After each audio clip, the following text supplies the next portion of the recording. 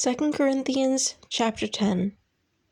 Now I, Paul, myself beseech you by the meekness and gentleness of the Messiah, who in presence am base among you, but being absent am bold towards you. But I beseech you, that I may not be bold when I am present with that confidence, wherewith I think to be bold against some, which think of us as if we walk according to the flesh. For though we walk in the flesh, we do not war after the flesh. For the weapons of our warfare are not carnal, but mighty through Yahweh to the pulling down of strongholds, casting down imaginations and every high thing that exalteth itself against the knowledge of Yahweh, and bringing into captivity every thought to obedience of the Messiah, and having in a readiness to revenge all disobedience when your obedience is fulfilled. Do ye look on things after the outward appearance?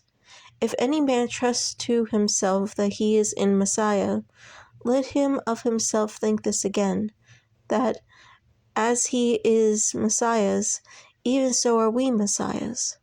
For though I should boast somewhat more of our authority, which Yahweh hath given us for edification, and not for your destruction, I should not be ashamed, that I may not seem as if I would terrify you by letters.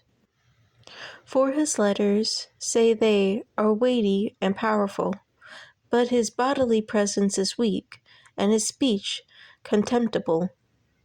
Let such a one think this, that, such as we are in the word by letters, when we are absent, such will we be also indeed when we are present.